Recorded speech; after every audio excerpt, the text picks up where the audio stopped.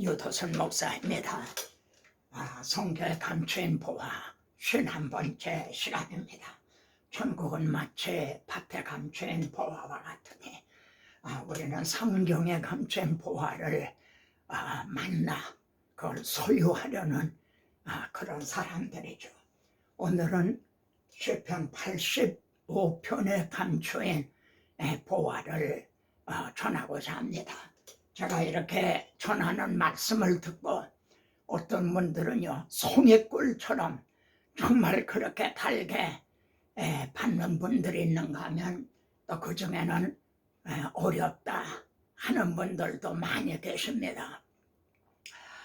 오늘 말씀은 어떤 면에서는 좀 어려운 면에 속한 말씀인데요, 여러분들은 충분히 잘 받으실 수 있으리라 믿습니다.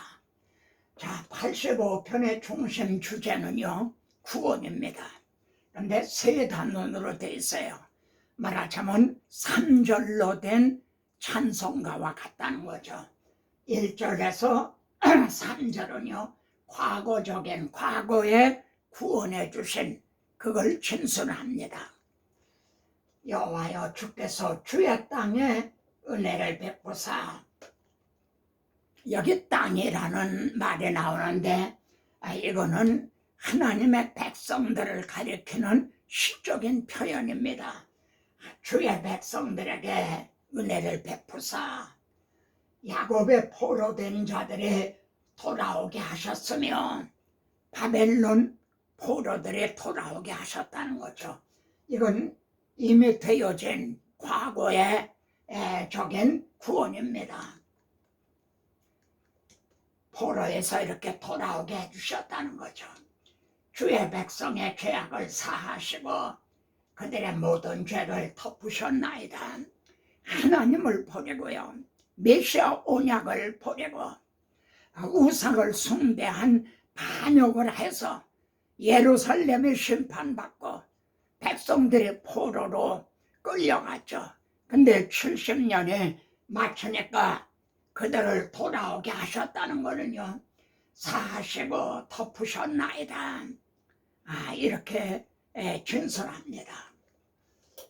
두 번째는요 4절부터 7절은 포로에서 돌아온 후에 현재적인 구원을 호소한, 포로에서 돌아올 때는요 무지갯빛 같은 그런 희망을 가지고 왔는데 막상 와보니까 많은 어려움에 봉착했어요. 성전도 재건하다가 반대 불이 쳐서요 약 15, 16년 중단이 되고 참 어려움이 많았죠. 이게 현재 당면하고 있는 그런 고난입니다. 이걸 구원을 호소하고 있죠. 우리의 구원의 하나님이여, 우리를 돌이키시고 우리의 향하신 주의 분노를 거두소서. 주께서 우리에게 영원히 노하시며 대대 진노하시나이까. 이렇게 하나님 앞에 호소하고 탄원을 하죠.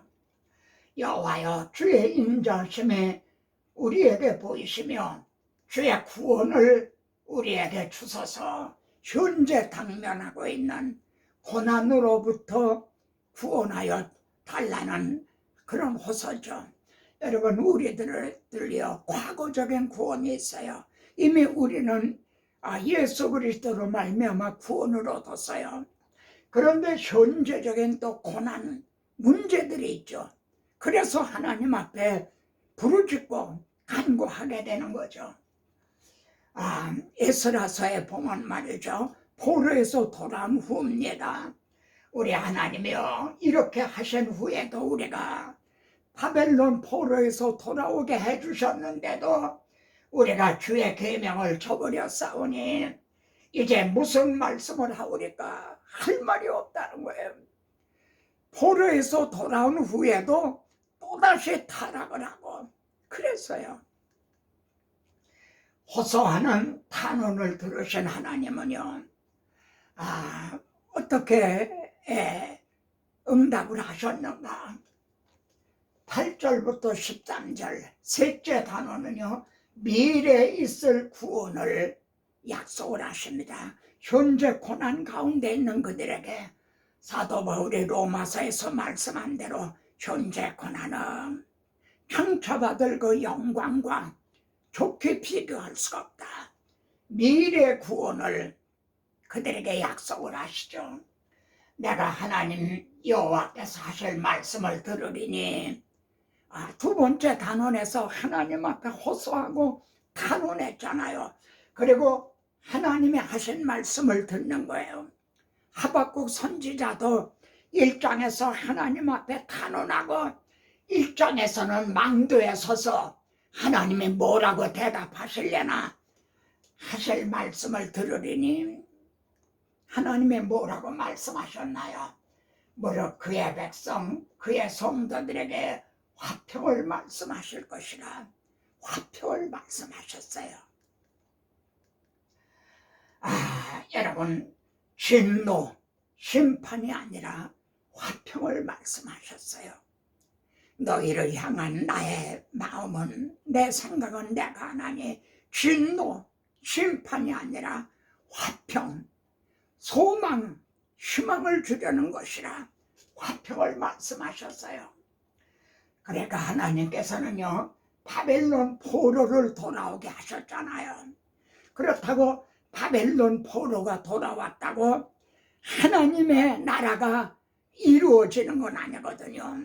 사탄의 포로가 돌아와야 잃어버렸던 자들을 찾으시는 게 되는 거죠.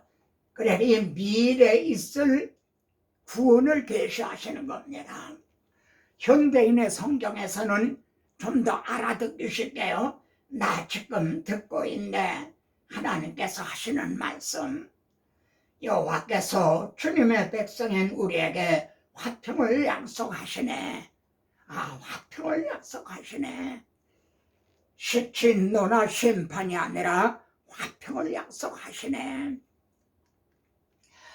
무릇 그의 백성, 그의 성도들에게 화평의 언약을 세워주리라고 그러셨죠. 그런데 말입니다, 이 성경의 통일성을 보십시오. 에스겔서에서도요, 에스겔서는 바벨론 포로 중에 기록이 된 말씀입니다. 화평의 언약을 세워서 영원한 언약이 되게 하리라. 에스겔 선지자를 통해서 이렇게 화평의 언약을 세워주시겠다는 걸 말씀해요. 시편에서만이 아니라, 여러분, 이 말씀을 에레미야 선지자를 통해서는요, 때가 되면 내가 새 언약을 세우리라. 거기서 새 언약이라고 그러죠. 여기서 화평의 언약을 세워서 영원한 언약이 되게 하겠다. 모세 언약은요, 행위 언약이에요. 그래서 그건 깨졌죠. 그런데 이 화평의 언약은 하나님의 은혜의 언약이에요. 그래서 영원한 언약이 돼 깨지지가 않는다는 거죠. 그런데 누구를 통해 화평의 언약을 세워주시는가? 내 종 다윗이 왕이 되고 목자가 되리라 그러십니다. 여러분, 이때쯤은요, 다윗이 죽은 지 아마 한 400년쯤 된 때예요. 그런데 다윗이 왕이 되고 목자가 된다. 여러분은 벌써 주님이 내가 왕이다, 내가 선한 목자다, 바로 다윗의 자손으로 오실 예수 그리스도에 대한 예언인 거죠. 그래서 에베소서에서는요, 우리는 이 약속이 이미 성취된 이후를 살아가고 있죠. 바울은 이렇게 증언합니다. 예수 그리스도는 우리의 화평이신지라. 화평의 언약을 세워주셨는데 그것이, 그 언약의 성취가 됐다는 거죠. 예수 그리스도로 성취가 됐다는 거죠. 중간에 막힌 담을 자기 육체로 오시고 자기 육체를 찢으심으로 우리 죄를 다 해결해 주셨죠. 그래서 하나님과 우리 사이에 화평하게 해주시고요, 유대인과 이방인의 담을 무너뜨리고 또 화평하게 해주셨죠. 그래서 이방인이었던 우리들도 이처럼 구원을 얻게 된 겁니다. 그런데 말입니다, 화평의 언약이 어떻게 가능해지는가? 여기가 시편 85편의 중심점입니다. 진실로 그의 구원이 그를 경외하는 자에게 가까우니, 하박국서에서도 이거는 가까운 말씀이다. 예? 더딜지라도 기다려라. 구원이 가깝다는 거예요. 다시 말씀드리지만 우리는 이미 이 구원이 성취된 후를 살아가고 있죠. 근데 시편 기자 당시는 진실로 구원이 그를 경외하는 자에게 가까우니, 머지않아 곧 메시아 그리스도를 보내주실 거라는 말씀이죠. 영광이 우리 땅에 머무르리이다. 영광이 우리 땅에, 우리 중에 머무르리이다. 여러분, what means? 이게 무슨 뜻인가요? 아마 여러분은 벌써 아셨을 거예요.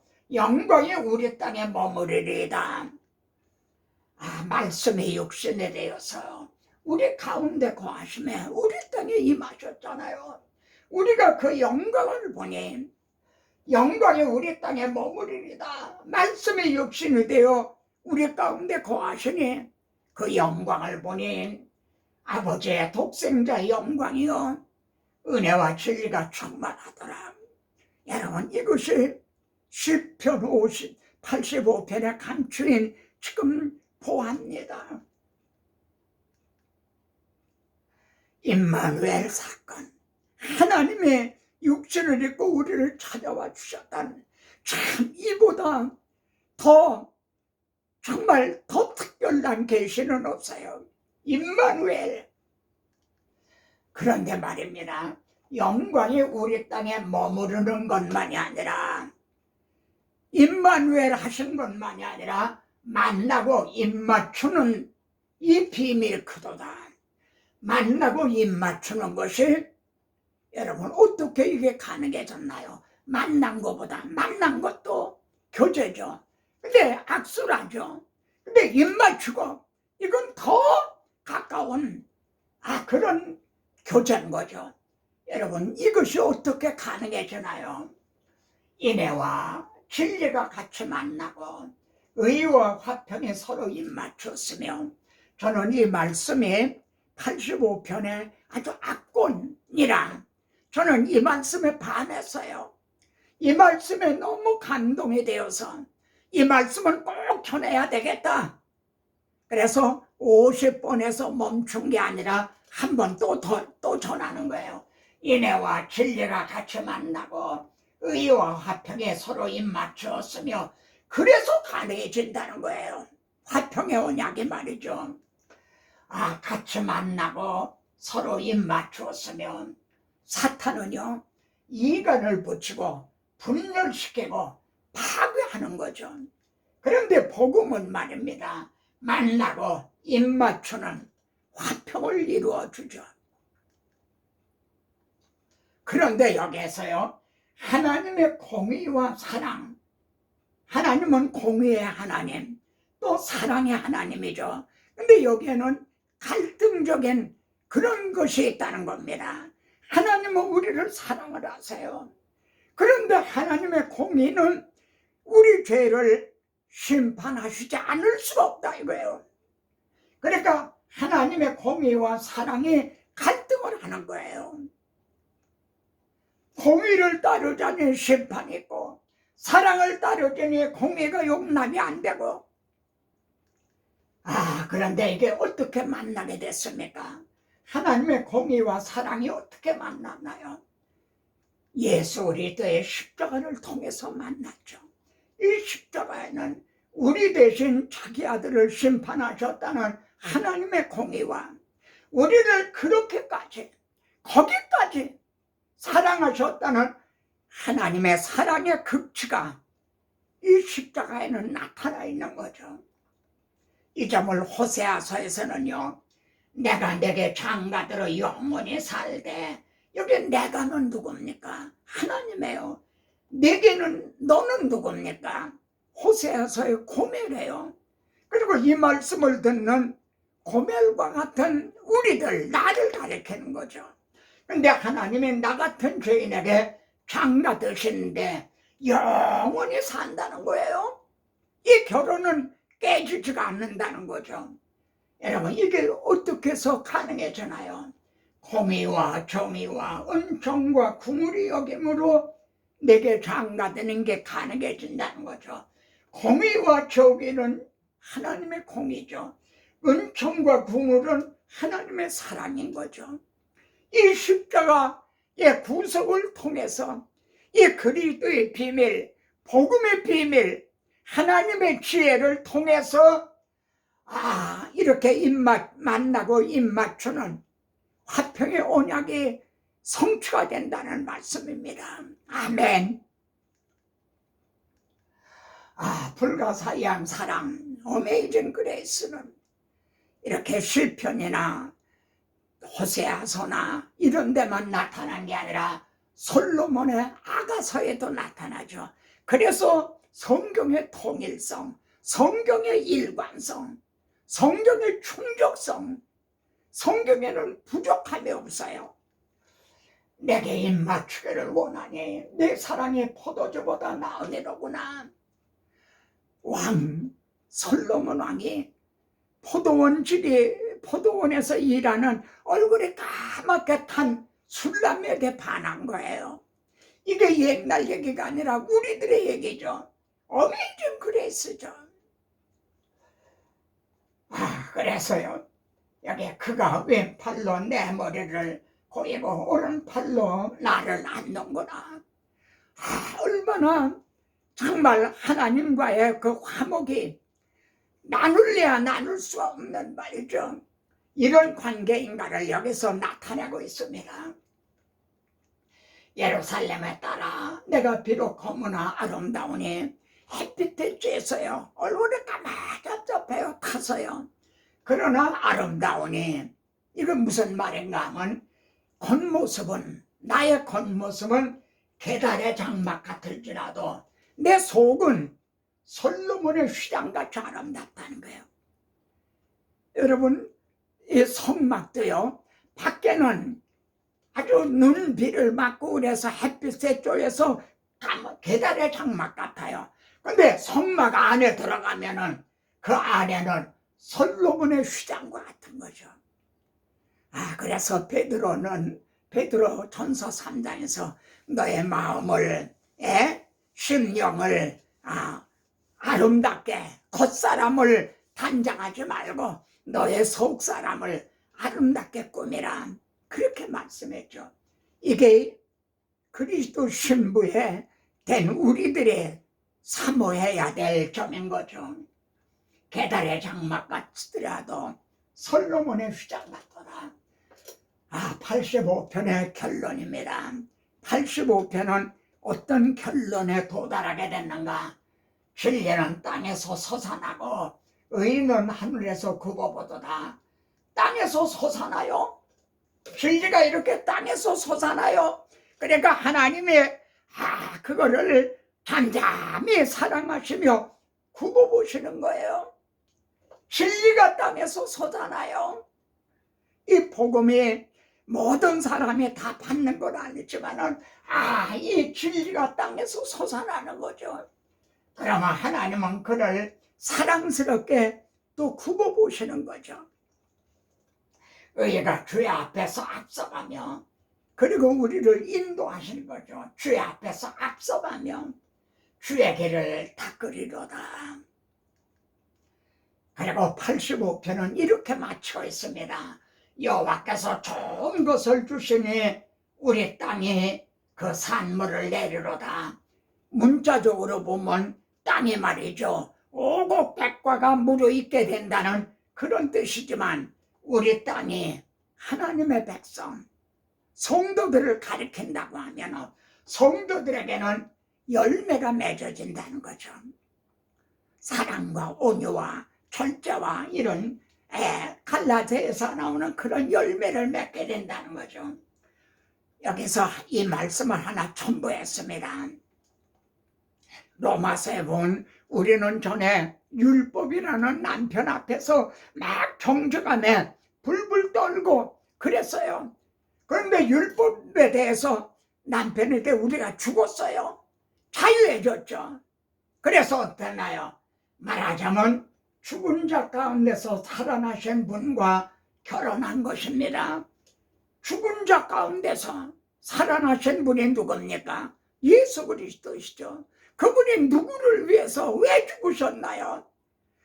우리를 사랑하셔서요. 이제 우리를 사랑하시고 자신을 주셨죠. 그분하고 결혼한 것이다. 지금 85편도 아가서도 전부가 이를 말씀하고 있습니다. 우리는 이제 율법에서 벗어나서 나를 위해 죽은 자 가운데 사랑하신 분과 결혼을 한 거죠. 만나고 서로 입맞추며 두 몸이 합하여 한 몸을 이룰지니라. 그래서 마지막 말씀입니다. 하나님을 위하여 열매를 맺게 하려 함이라. 하나님을 위하여. 여러분, 결혼을 하게 되면 자녀들을 생산하게 되잖아요. 그렇듯이 하나님을 위하여 열매를 맺게 하려 함이라. 우리가 점점 예수 그리스도를 닮아가는, 또한 불신자들에게는 성경이 그리스도인이 불신자의 성경이라고 그러잖아요. 우리들을 보고 과연 예수 믿는 사람은 다르다. 나도 예수 믿고 싶다. 그런 열매를 맺어 하나님께 영광을 돌리십시다. 아멘. 다음 시간에 또 뵙겠습니다.